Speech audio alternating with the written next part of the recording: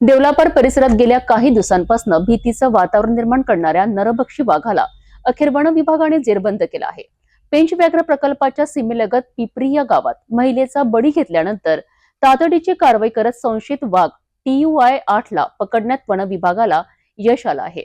या कारवाईमुळे परिसरातील नागरिकांना मोठा दिलासा मिळाला आहे. देवलापर येथील पेंच व्याघ्र प्रकल्पाच्या सीमेलगत असलेल्या पिपरी या गावात वाघाच्या हल्ल्यात संगीता गोपीचंद वघारे वय 46 वर्ष यांचा दुर्दैवी मृत्यू झाला होता. या घटनेनंतर संपूर्ण परिसरात भीतीचं वातावरण पसरलं होतं.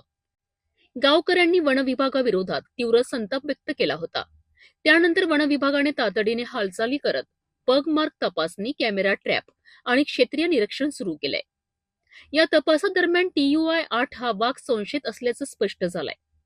बुधवारी 7 जानेवारी रोजी विशेष मोहीम राबवत या वाघाला यशस्वीपणे जेरबंद करण्यात आलाय. विशेष म्हणजे या वाघाने यापूर्वीही मानवी जीव घेतल्याचा संशय आहे.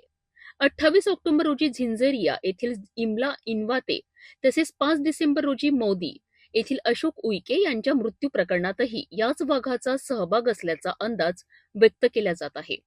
ही संपूर्ण कारवाई क्षेत्र संचालक अक्षय गजबीय यांच्या मार्गदर्शनाखाली पार पडली आहे. या मोहिमेत ACF पूजा लिमगावकर, RFO विवेक राजूरकर, जयेश तायडे, डॉक्टर सुजित कोलगांत आणि जीवशास्त्रज्ञ श्रीकांत ढोबळे सहभागी होते. वन विभागाने मृत महिलेच्या कुटुंबियांप्रती संवेदना व्यक्त करत शासनाच्या नियमानुसार आर्थिक मदत दिली जात असल्याचं स्पष्ट केलं आहे. या कारवाईमुळे पिपरिया आणि परिसरात गावकऱ्यांनी सुटकेचा निश्वास टाकला आहे. नरभक्षी वाघ जेरबंद झाल्याने परिसरात निर्माण झालेली भीती काही प्रमाणात कमी झाली आहे.